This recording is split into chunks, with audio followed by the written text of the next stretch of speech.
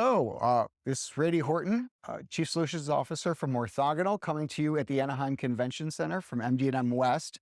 Our goal here with MedTech Spotlight Live is to bring you interesting people who you didn't get to meet because you didn't get to come to the conference or you weren't lucky enough to bump into the person. I happened to, 10 minutes ago, be walking down the hall and noticed a tag here from somebody who says they're with Stanford Biodesign, which is a fantastic program. And I said, hey, why don't you hop in on our interview? Andreas Ward, welcome. Why don't you tell us about yourself?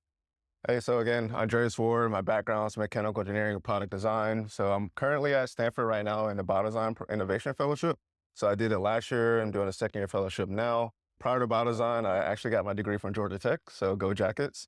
And then I worked for J&J for a while in med device development. Okay. So for people who don't know, could you give us kind of the overview of biodesign and Stanford Biodesign is the granddaddy of biodesign? Yeah, so Stanford Biodesign was actually created in like 2000, 2001 by Paul Yock and Josh Mackauer.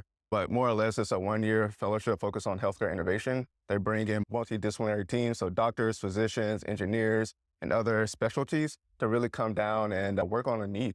And so that's more or less the program. So it's sort of a place to incubate new med tech ideas? Yeah, but really like you want to go out and understand the true unmet need. And so then it starts there and what's the true problem and how you define that and understand all the risks. Okay. So tell us, you're in your second year. So what did you work on your first year there? Yeah, so first year, so each year actually, they're bringing 12 fellows and there's a focus area. So for my year, it was oncology. And so my team, we actually worked on lymphedema. So it's actually a side effect of therapy for cancer. And so we went through and created a solution, talked to a lot of patients, understand their pain points. And so that's something that we're still trying to develop out today.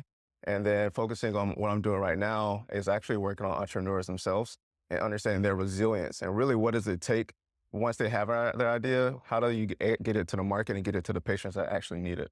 So as I understand, biodesign is very much about don't go build a solution, understand the need. How many interviews would you estimate you did last year? How many this year? For lymphedema, man. So we actually leveraged Reddit a lot, and we got a survey out and got 250 people responded. So we thought we would get like 5 to 10. And so that was a big thing for us, a signal to say like, this is a huge problem. People, they're looking everywhere for a type of solution, and it really helped us understand our patient population.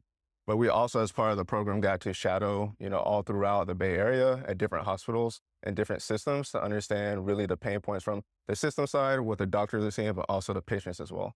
Wow, that's amazing. And what are you thinking about for your career coming out of this? You can't stay in fellow forever, right? Yeah, for sure. So next steps for me, again, I have a strong foundation in engineering, product design, industrial design, human factors, really trying to leverage the work from biodesign and customer discovery, really understanding these unmet needs to be in more of a product management role. So I'm looking now at, small to mid-sized companies, and we'll see what lines up. Excellent. So for all the small and mid-sized companies out there, we will have a link to Andreas's LinkedIn profile. Feel free to reach out and tell them, that Randy sent you.